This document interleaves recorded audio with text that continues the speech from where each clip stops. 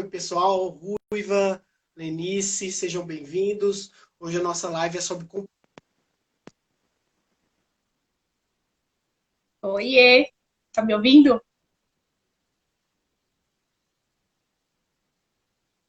Não, E Nathalie, tudo bem? Boa noite a boa todos. noite. Tô Desculpa ouvindo agora. o áudio aqui, tava dando boa noite para todo mundo, falando do tema hoje da nossa live, né? Que é a live sobre comportamento e dados. Isso. Foi muito bom essa gente fazer essa conexão, né? Claro. Você já Animada? Boa tô animada, tô noite. animada.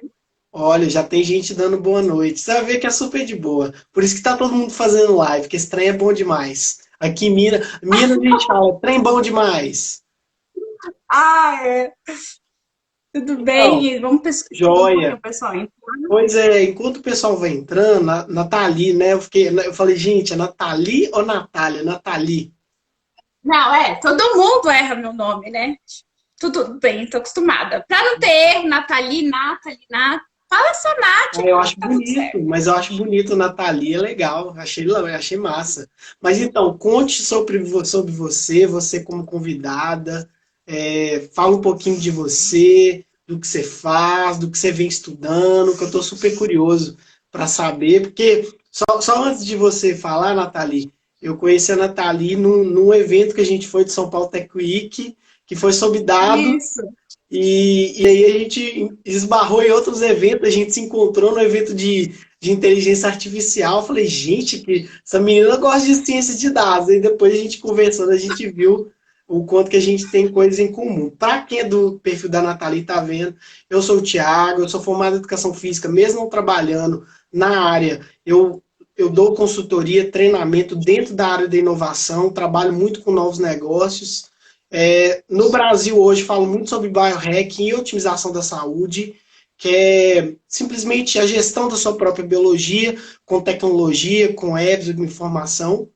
E é isso. Vou deixar a palavra para a Nathalie aí, para ela falar um pouquinho dela. Oi, gente, boa noite. Eu sou bibliotecária, eu venho de uma formação que não tem nada a ver com direito, com nada, mas eu fui caminhando para isso. Sou bibliotecária, e aí no meio da minha graduação eu sempre trabalhei, na verdade, com jurídico, né? Trabalhei em biblioteca jurídica há muitos anos, há mais de 10 anos. E aí eu fui conhecendo esse mundo, e só que na minha graduação, eu estudei sobre direito, propriedade intelectual, direitos autorais, e no meio da minha pesquisa é aquela coisa, né, que a gente fala, você começa a pesquisar uma coisa e você descobre outra coisa no meio da sua pesquisa.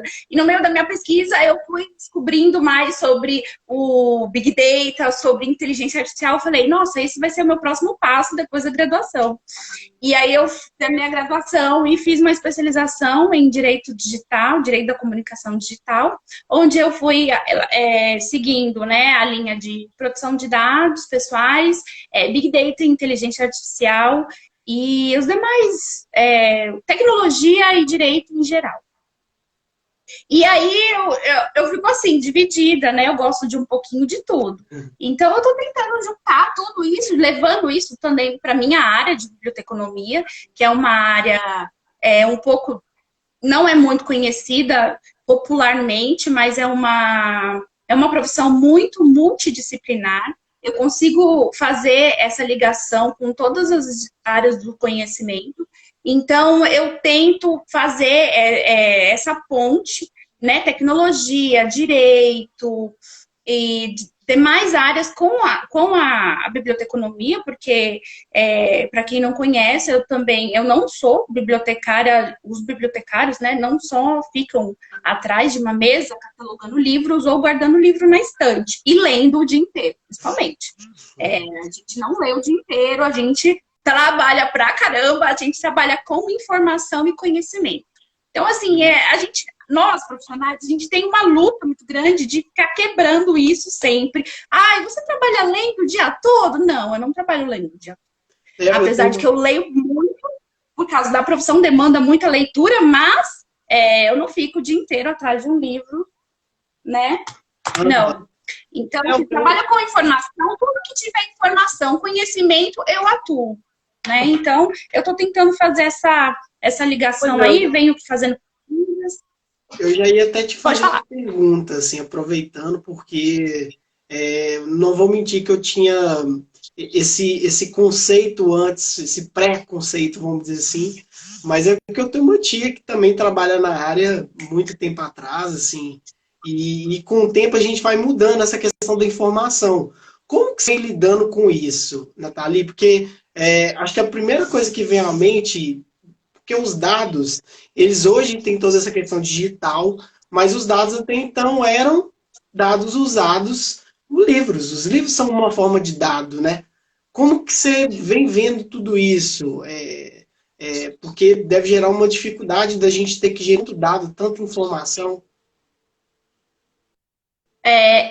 A gente pode partir da premissa de que os dados, eles veio de um mundo analógico, né? Era um dado que ele precisava ser ali escrito, né? A gente vem lá desde dos primeiros o surgimento da escrita, e depois veio a imprensa de Gutenberg, que foi onde a gente pôde registrar o conhecimento no papel, o surgimento dos livros. Então, a gente pode ver essa evolução toda de todos esses anos, como que veio? Até o surgimento da era da informação, que foi quando a revolução dos computadores, a internet e tal, que mudou essa perspectiva do que o dado, ele não é só um dado que ele está num livro, no impresso, no jornal, ou no meio de comunicação física, né? O dado, e é outra coisa, o dado não é só aquilo que é relatado, o dado também é o que é pertencente a uma pessoa, ele tem é como se ele é a personalidade.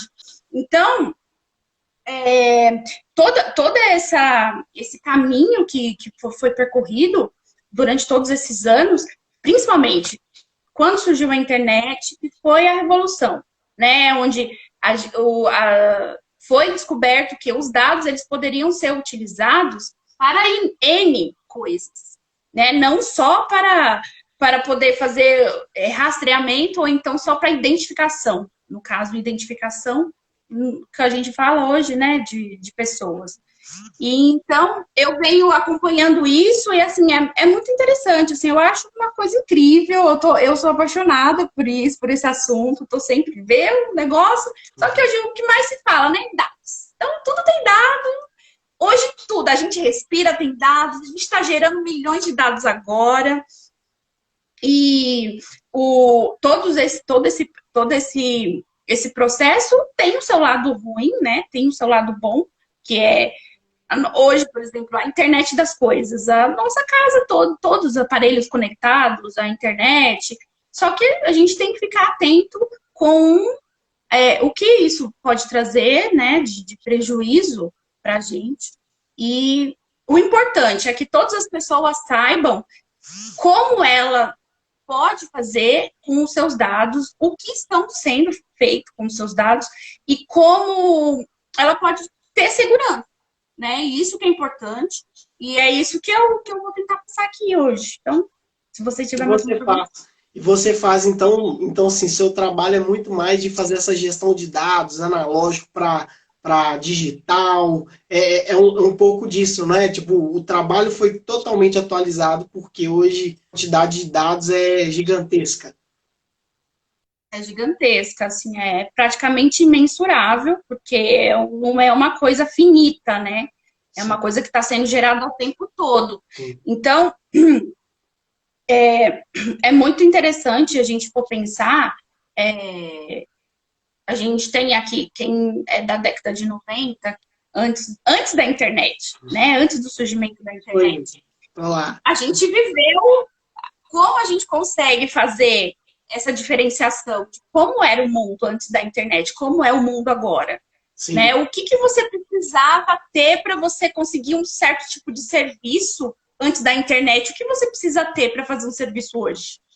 Nossa. Né? A diferença é gigantesca, né? Eu estava escutando um podcast essa semana que até fez uma pergunta assim, como seria a gente passando essa pandemia hoje sem a internet, sem a sociedade, se não fôssemos uma sociedade da informação, qual seria atrasado todo esse processo que está tendo agora? Então, assim, a gente consegue imaginar, porque a gente sabe como que era o processo sem internet, mas as novas gerações não. Para elas nasceram, as que nasceram na era da informação, elas não sabem como o mundo era antes da informação.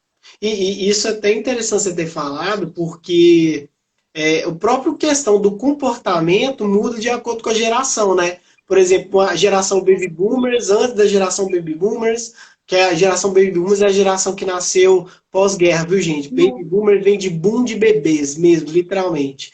Depois tem a geração X, Y, Z, e aí vai, várias gerações. O que a gente percebe, você como uma estudiosa do mundo digital, e estando exatamente nesse ponto analógico digital, como que você vê essa questão de comportamento? Muda muito, por exemplo, eu sempre falo nas minhas mentorias, nas minhas consultorias, eu falo, gente, não dá para você tentar vender a mesma coisa para o Baby Boomers e para a geração X. Você tem que entender que o papo é outro, sabe? O tipo de experiência é outro. Por exemplo, igual você perguntou a questão do como seria a pandemia. Cara, a galera está muito mais maluca do que já está.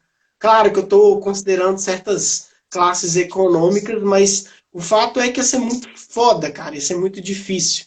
Assim, para quem teria acesso a livros, né? Pô, seria um momento de você estudar, né? Agora, por conta de rede social, de conexão, novas soluções, mundo digital, a gente tem um bom e ruim disso tudo. Como que você vê isso, essa questão de comportamento de gerações? O que você acha? Eu vejo que o nosso comportamento, ele é praticamente totalmente manipulado, né? As nossas ações são manipuladas o tempo todo. Nós temos, a partir do momento que nós estamos cedendo os nossos dados, o nosso comportamento, ele está sendo monitorado para quê? Para que seja lá aplicado um tipo de coisa, uma previsão daquilo que a gente tem. Então, assim, muitas vezes a gente faz coisas que a gente realmente não sabe por que está fazendo. Por quê?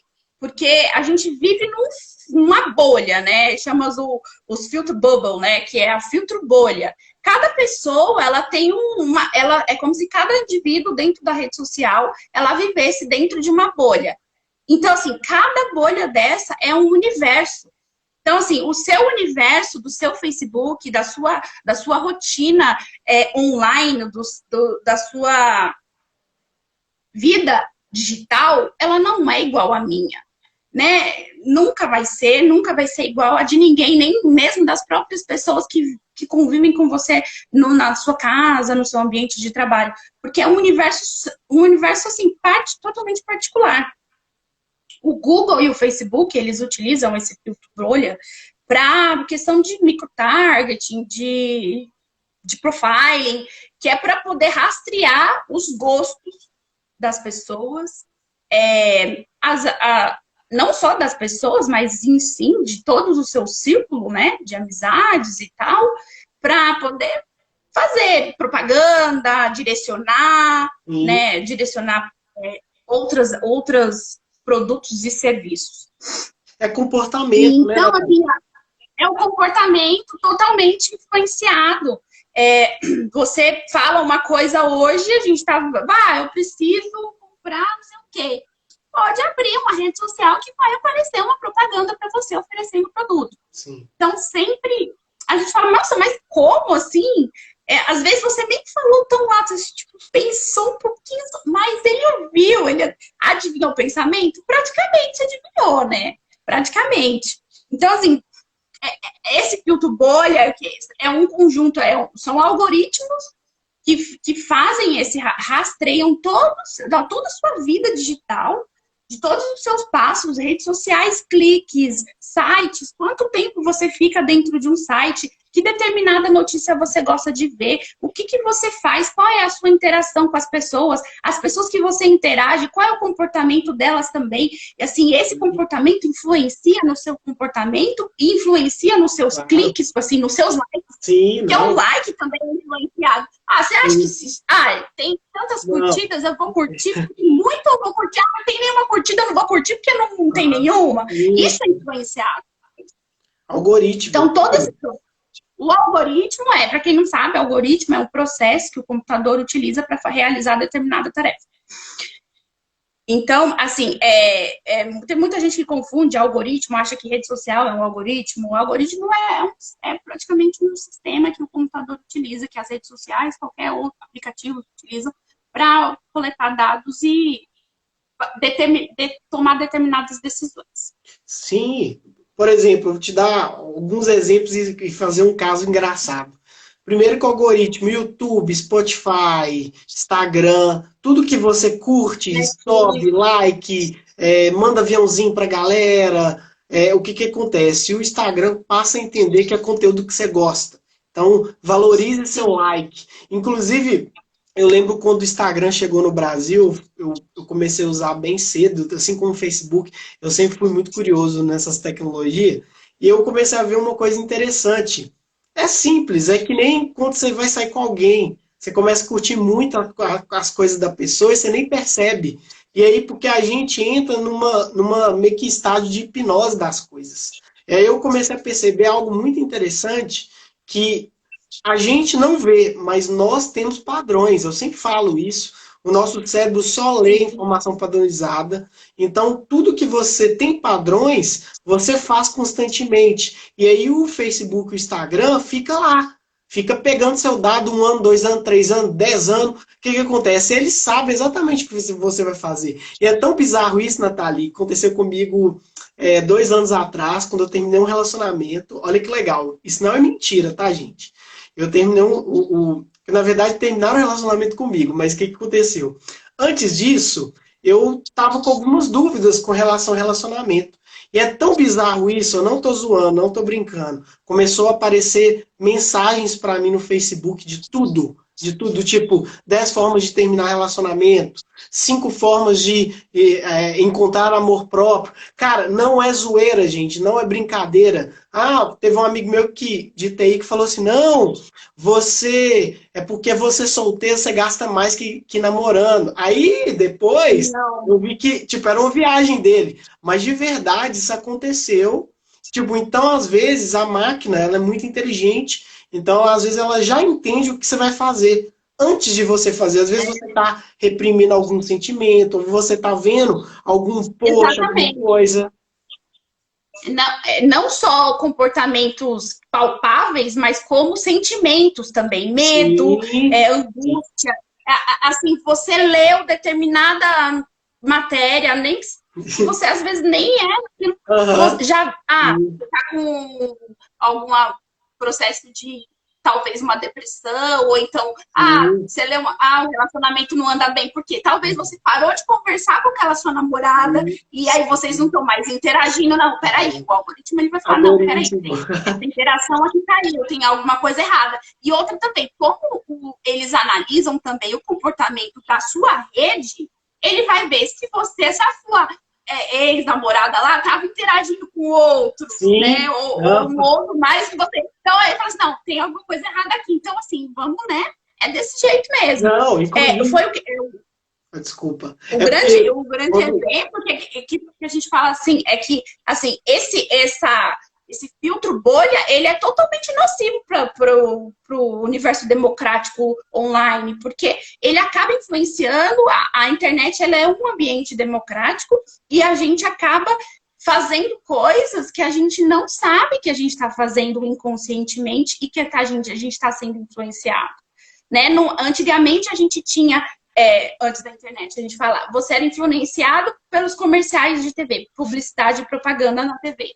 O tempo todo e tal. E era o meio, né, que a gente tinha, propagandas e meios de comunicação.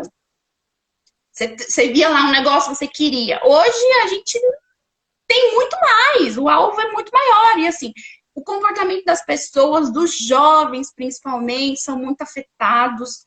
E Sim. todo mundo, né, está sendo Que fica afetado. influenciado, né? Eu vou te dar um outro exemplo interessante.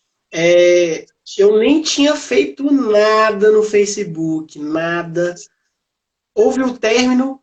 No mesmo dia o Facebook me mandou: Você está bem, Thiago? Você está. Não, não estou zoando, gente. Eu devia ter feito um print. Na época eu não fiz, perdi essa oportunidade. O Facebook mandou mensagem: Você e fulano estão bem?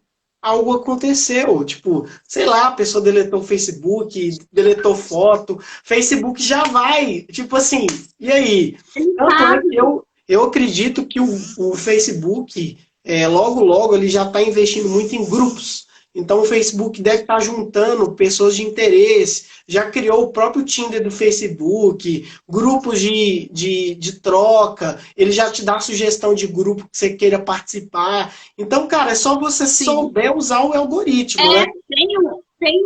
Tem uma frase que eu ouvi de uma especialista, ele chama Ronaldo Lemos, não sei se você conhece, para quem conhece, Ronaldo Lemos, ótimo, maravilhoso, adoro. Ele falou uma coisa, uma vez, numa palestra dele, que ele falou assim: o Facebook conhece você mais do que você mesmo. Com certeza. Então, assim, é assustador você falar: puxa vida, você abre o Facebook, ele sabe o que você quer ver. Ele sabe o que você tem que ver na sua timeline. Ele sabe o que ele tem que mostrar para você de propaganda, qual é o grupo que você vai ter, que você faz parte, que você se encaixa, porque ele conhece a sua personalidade. Por quê? E assim, não é errado, porque foi você que deu para ele. Não é falar assim: mas as redes sociais sabem tudo de mim, eu não permiti. Não, você permitiu. A gente permite. Sim. Então, assim, a gente está ali o tempo inteiro fazendo, esbanjando a nossa vida, coletando os dados, disponibilizando nossos dados. E o Facebook tem aí uma grande polêmica, né, que eu ia até comentar, mas eu acho que já posso comentar, da polêmica da Cambridge Analytica, né, que foi na eleição dos Estados Unidos em 2016, né? Que foi o grande escândalo que ele estava cedendo. Na verdade, falou assim: o Facebook foi acusado de vazar 50 milhões de dados. Não, ele não vazou dados. Não foi. O Facebook, ele foi... Não, a gente fala assim: ele foi culpado? Foi culpado, em partes, mas não foi ele o culpado principal. Porque quem não conhece a história da Cambridge Analytica, vou fazer um resumo bem rapidinho. Era uma empresa de análise de dados que coletava dados pessoais para poder direcionar públicos para fins de campanhas eleitorais. Ela fez isso com a campanha dos Estados Unidos e na União Europeia, no Brexit lá. Então, assim, o que ela fez? O Facebook tem uma política, mudou uma política de privacidade que ele utilizava o quê? Quando você entra em qualquer aplicativo que ele fala conectar com o Facebook, você vai lá e dá um ok. Você lê algum termo de uso, bababá? Não, ninguém lê. Aí, só que ele, assim, todos os termos, para um aplicativo externo utilizar os dados que o Facebook tem, a política de privacidade dele era a seguinte: você pode coletar esses dados, mas você não pode repassar esses dados a terceiros, não pode comercializar esses dados, e só pode ser utilizado para, sei lá, fins acadêmicos e para coisas assim que não vai prejudicar nenhum indivíduo que está ali com o dado disponível. E aí, o que aconteceu? A Cambridge Analytica fez o quê? Ela pegou um aplicativo, esse aplicativo que chamava This is Your Digital Life, que era Conheça Sua Vida Digital. Esse aplicativo, ele fazia o quê? Ele fazia esses testes. Como que seria você se você fosse do sexo oposto? Se você fosse um animal, qual você seria? Bababá. Então, toda vez que você consentia ali para você utilizar, para você ver o resultado do seu teste, esses dados eram coletados e repassados para essa outra empresa. Isso foi feito ilegalmente porque foi violado a política de privacidade do Facebook. E aí, então, quando houve, né, isso tudo era feito secretamente, eles fizeram o quê? Analisaram o perfil de mais de 250 mil pessoas, americanos, 50 mil americanos, e fizeram o quê? Tudo isso. Analisaram toda a sua rede de contatos, o seu comportamento digital, os seus medos, inclusive, principalmente o foco era qual é o tipo de medo, qual é a sensação que a pessoa tem diante do governo atual e o que ela esperava, e pegou esses dados, entregaram, né, para a Cambridge Analytica, e ela fez esse levantamento e pegou e mapeou, fez todo esse mapeamento de todos esses dados e direcionou para pessoas específicas, para pegar e fazer a campanha contra a Hillary, né? A Hillary e o Trump, que estavam em disputa eleitoral, eles fizeram esse direcionamento. Então, assim, quem era a favor da Hillary viam coisas muito fake news. Foi analisado vários perfis de fake news contra a Hillary e teve vazamento. Aí entra também as fakes, né? Que são notícias, além da fake news, ainda tem as fakes, que é ainda um mural muito maior. E foi feito isso, assim. Aí um funcionário, que era da Cambridge Analytica, fez uma denúncia para a imprensa. Ele coletou provas, áudios, telefones, e-mails, e aí foi que deu um escândalo, né? Que descobriram que esse aplicativo... Aí só que o Facebook demorou para agir, ele não agiu imediatamente, porque ele achou que não tinha sido dessa forma, que poderia ser uma notícia sensacionalista, e ele demorou para agir, só retirou o aplicativo depois, aí depois foi para o julgamento e tal, teve toda aquela coisa, só depois que ele retirou todos esses aplicativos e mudou a política de privacidade, né, que agora aplicativos externos também não podem coletar informações de dentro do Facebook. Então, assim, eu vejo as pessoas fazendo no Facebook esses testes, dá vontade de falar, parem, por favor, parem. E assim, não é porque aconteceu lá nos Estados Unidos que aqui no Brasil não acontece, porque a Cambridge Analytica também estava de olho aqui nas eleições do Brasil. E assim, logo após esse escândalo, veio, né, as nossas eleições em 2018, aí acabou. Mas assim, quem garante que não temos empresas aqui que possam fazer isso também? A gente sabe que as eleições são manipuladas também. A gente teve aí o evento de 2018, que não vamos falar de política, porque senão o negócio fica muito polêmico. Mas é porque é legal você ter falado isso, Nathalie, porque primeiro que o Facebook aumentou 2 vezes o tamanho, né? Porque o marketing foi indireto ali, né? Porque julgamento, até gente que não tinha Facebook resolveu fazer para saber o que era. Agora, o fato é que isso é algo que não tem jeito, sabe? A minha opinião, assim, até tem um livro, quem quiser, leiam, que é o livro do Yuval Noah, qualquer um dos livros dele, ele fala muito sobre essa questão. Maravilhoso. Maravilhoso, também sou fã. Inclusive, estou sorteando um livro Homo Deus no meu perfil. Eu vi, eu quero. Vai comer. O Homo Data eu não tenho. Não, o Homo Deus é um dos livros que eu mais gosto, porque fala muito de biohack, transhumanismo. Homo Deus, eu falei Homo Data. Porque, assim, eu até brinco, eu gosto de fazer a seguinte situação, que nós somos algoritmos orgânicos. Ele fala isso no livro, eu adorei, puxei para mim. Gente, tudo que a gente absorve, fala, vê, tudo gera o nosso algoritmo orgânico, literalmente. Então, o que a gente precisa saber é ter um autoconhecimento pessoal muito grande, o que você gosta, o que você quer fazer. E aí, porque antes que o algoritmo fale isso para você da pior forma possível, entendeu? Que nem a gente está contando aqui várias histórias. Isso não vai mudar, para mim o Facebook vai continuar, agora com mais dados, né, que aí vai colocar um Tinder, Facebook, vai colocar outras ferramentas dentro de grupo. Então, assim, o Facebook vai ter uma fatia na sua vida cada vez maior, ainda mais agora por conta do Covid, onde todo mundo agora está online mais ainda, então, cara, isso vai aumentar. E outra coisa, a questão não é só o Facebook não, porque o Instagram também é do Facebook, gente. Não se esqueça que Instagram, Facebook e o WhatsApp é do...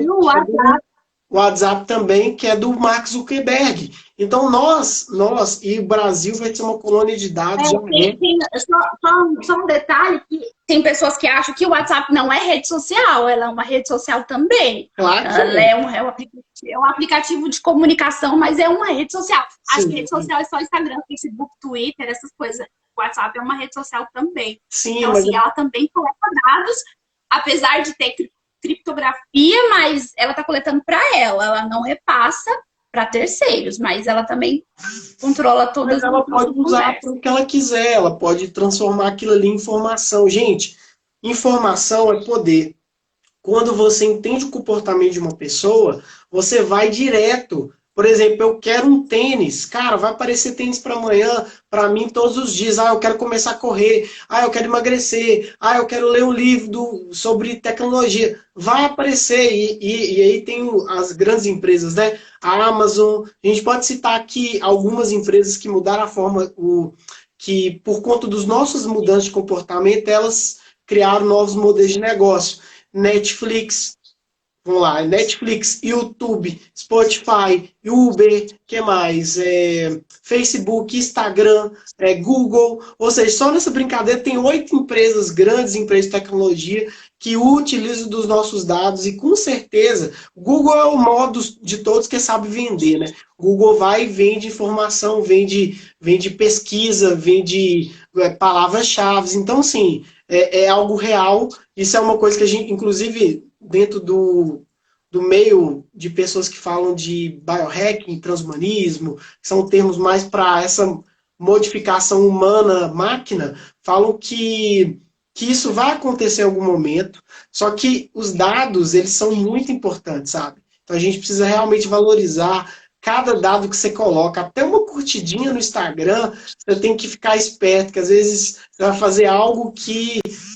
o que essa pessoa vai fazer com esse dado, sabe? Tem que ter muito cuidado. O seu like, ele te identifica. Né? Uma postagem, vamos dizer, você curte uma postagem racista, uma postagem que tem discriminação, ele está te identificando.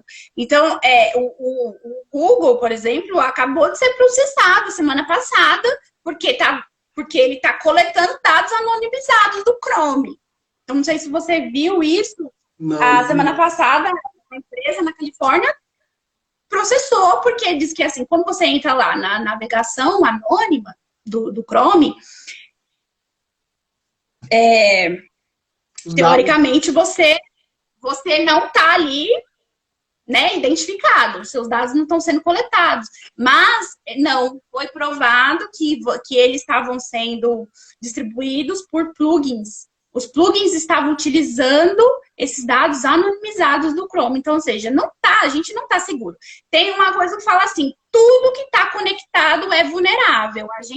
Nós somos vulneráveis, nós somos seres vulneráveis, porque a nossa vida, ela não é mais uma vida analógica, a nossa vida é digital.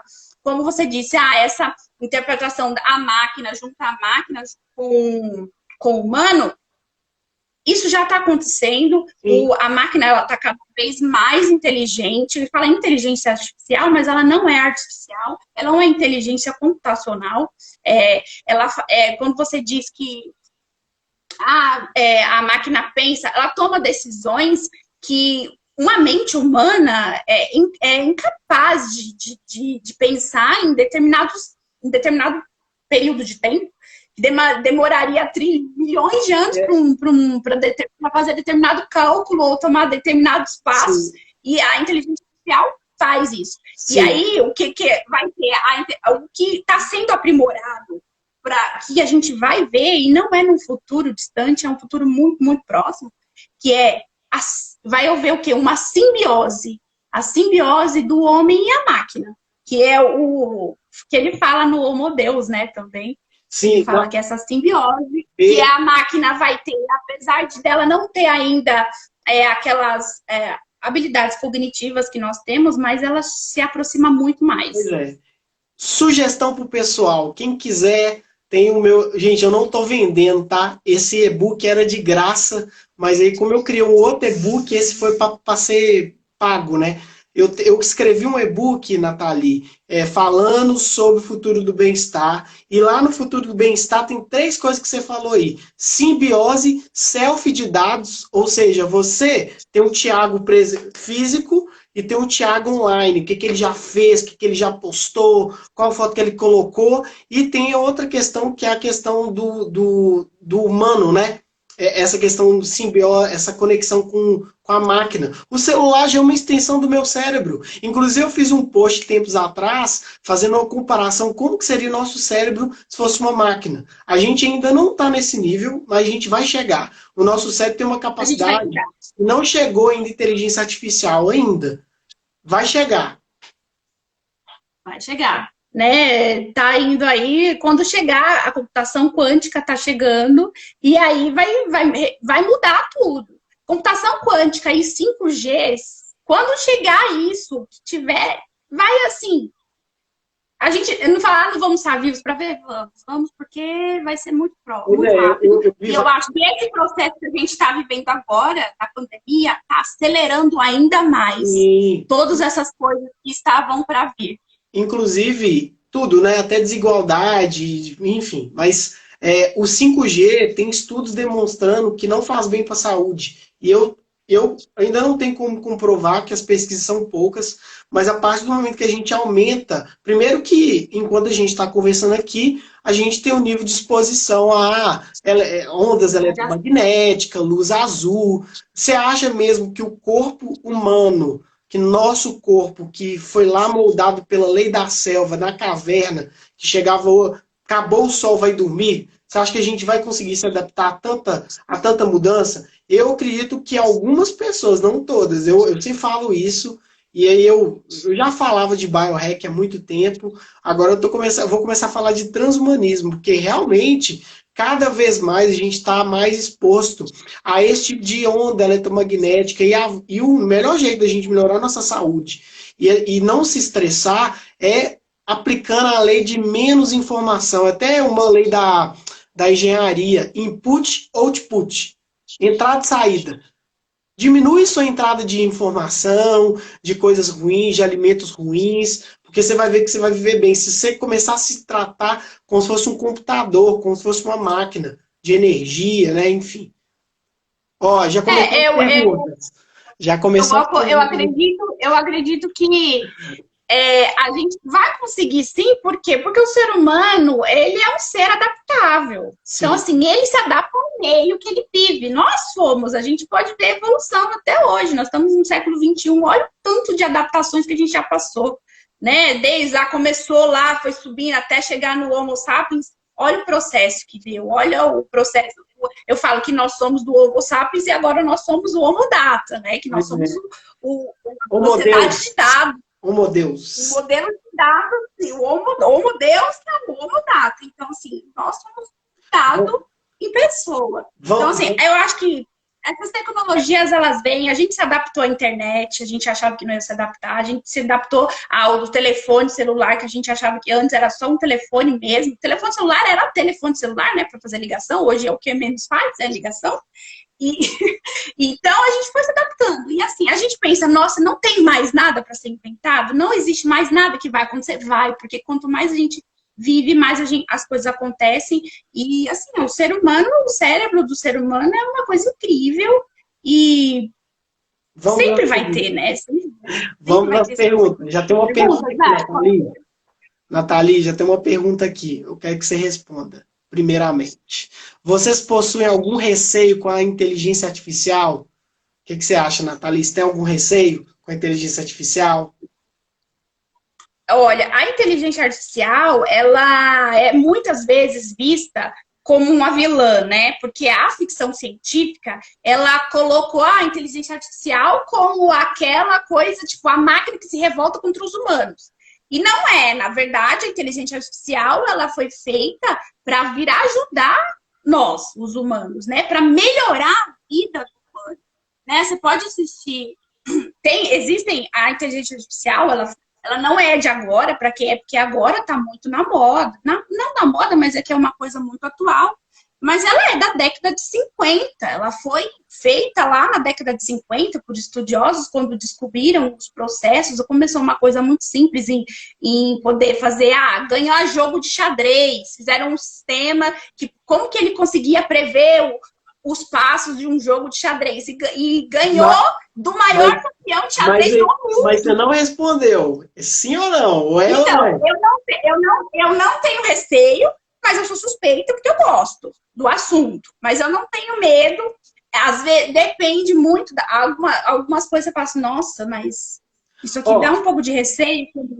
Eu vou falar minha resposta. Receio tenho, sabe por quê? Não pela inteligência artificial, mas quem vai programar essa máquina, porque aí a gente vai entrar numa questão de ética. Nós vamos entrar numa questão de ética muito forte, e aí que está a dificuldade, porque a máquina, quem programa a máquina é o ser humano, é um homem. E aí, você mesmo falou, realmente tem muito filme, muita coisa que fala...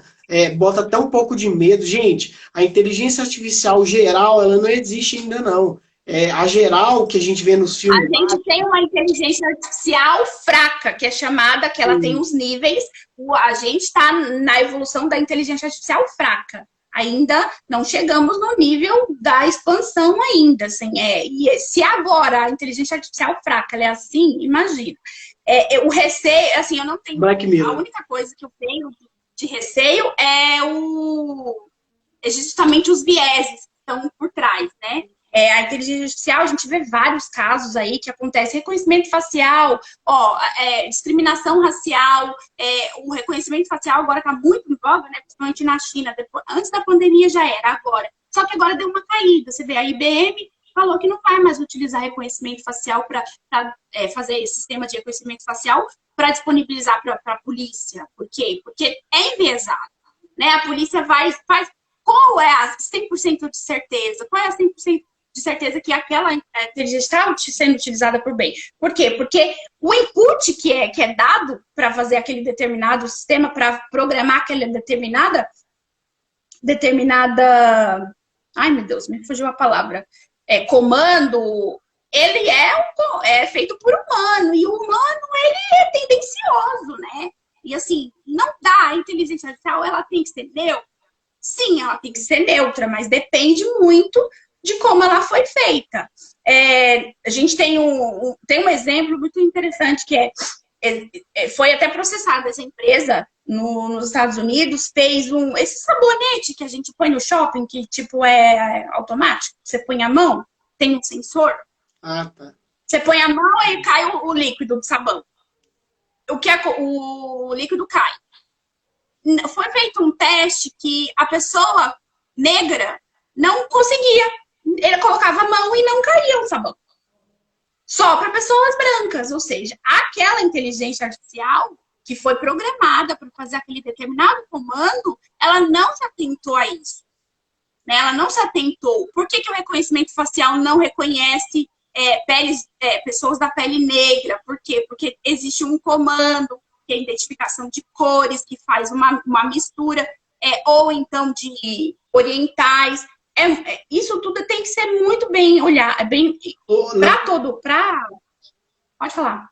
Nathalie, só lembrando, no livro do Homo Deus tem uma frase do Yuval Noah que ele fala o seguinte: nós controlamos os rios, as florestas, os animais, a gente mexe no nosso ambiente, mas a gente continua insatisfeito e infeliz. Sabe por quê? Interno. É autoconhecimento interno. A gente precisa hackear a nós mesmos, porque senão, cara, vai dar muita merda, velho. Tipo, imagina, eu vou falando aqui porque tem muita gente perguntando. A Romana falou assim, por exemplo, os bots do Twitter que foram programados para subir assuntos nos mais citados do Twitter. É o outro exemplo de utilização de inteligência artificial. A Paloma falou assim, quais são os métodos utilizados, verdade? Acho que ela acabou respondendo um pouco. O fato é que é complexo, porque tudo é ser humano, gente. É que nem venda, comportamento, marketing. Por trás tem uma pessoa. Não é B2B ou B2C. É B2People. Você faz negócio com as pessoas. Você quer vender alguma coisa para alguém, por mais que tenha tecnologia para acelerar, para para automatizar post, programar, tem sempre alguém por trás, entendeu? Sim, o que tem, né, uma legislação que Faz vai entender. assegurar que a inteligência artificial e que outras coisas, proteção de dados e tal, seja respeitada nesses processos. Pioneira sempre o Brasil é sempre atrasado, lá na União Europeia, que é o conceito de privacy by design, que é o privacy by design, a concepção daquilo, ele tem que ser feito desde o começo ele já tem que ser programado com todos aqueles conceitos de privacidade, né? Então, assim, não adianta você fazer um produto que não venha com o conceito elaborado de privacidade, porque depois você vai ter prejuízo, porque você vai ter que consertar aqui. Então, assim, o Privacy by Design, que é um conceito que está na GDPR, que é a Lei Geral de Proteção de Dados da União Europeia, ela tem esse conceito de que todo produto, serviço, ele já tem que ter o conceito de privacidade, ele já tem que vir elaborado desde do princípio, desde a sua concepção. E aí... A Mar mandou aqui, a Marcela Barbosa mandou aqui. Vivemos então em um grande laboratório experimental. Sim, grande experimento do Google, Facebook, Amazon. Nós somos os ratinhos de laboratório das Big Techs. Isso, e outra coisa. E o Brasil é uma colônia de dados, tá? Vocês vão ter que escolher se vocês vão expor seus dados para a China ou para os Estados Unidos. É isso que é o futuro, gente. É o passo, a gente tá...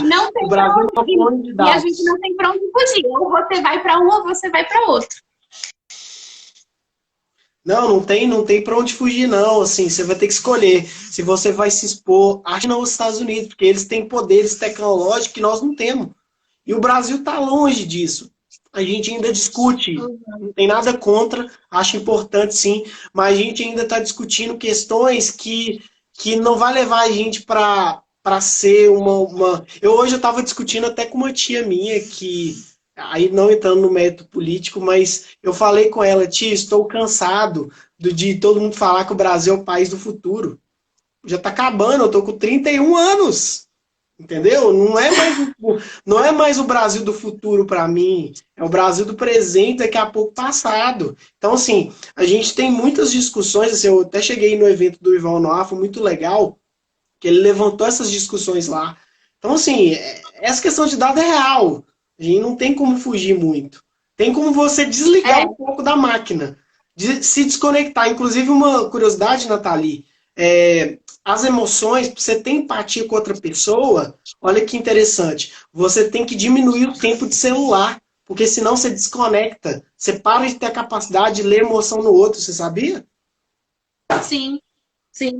E a gente está tão acostumado agora, cada vez mais, a facilidade que a tecnologia proporciona pra gente, que a gente está deixando de fazer certas coisas manuais, ou então que a gente fazia muito por intuição, porque tem alguma coisa que vai fazer pra gente. Tem uma máquina, tem um dispositivo, tem a minha geladeira que vai me falar o que tem, o que vou fazer.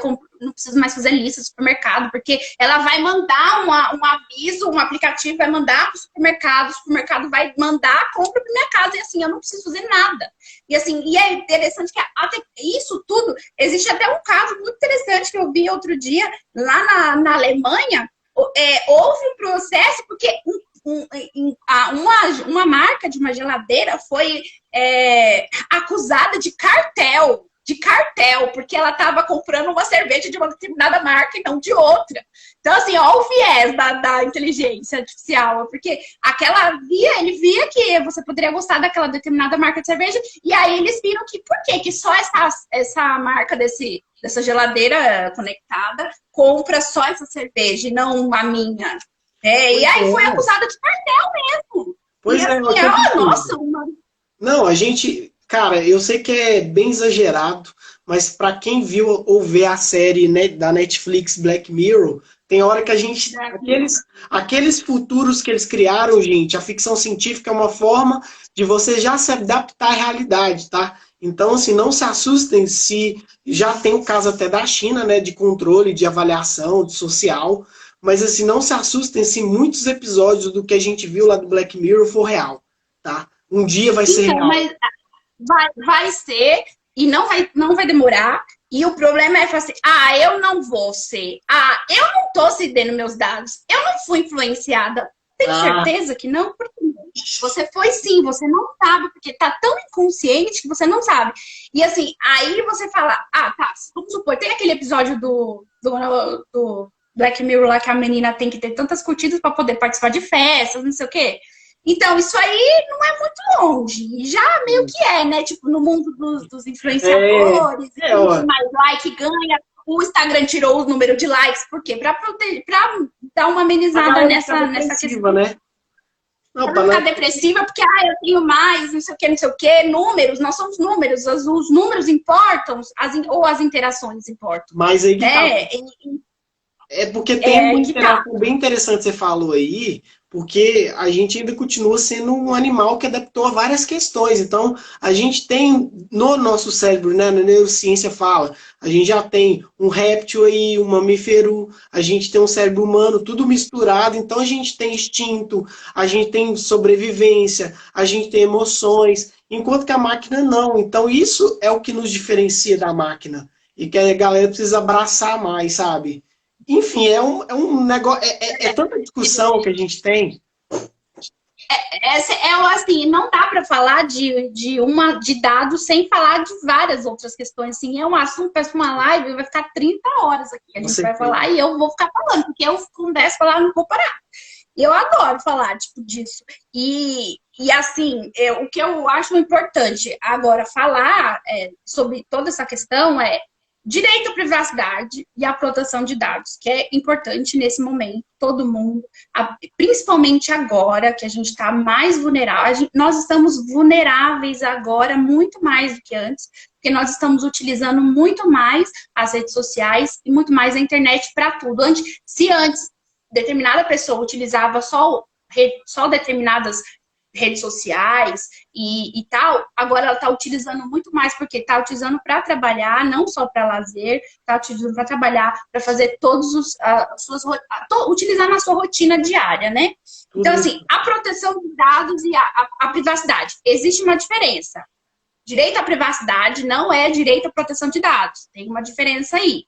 São duas coisas que são parecidas, mas são distintas. São protegidas pelo direito da personalidade, mas são direitos autônomos.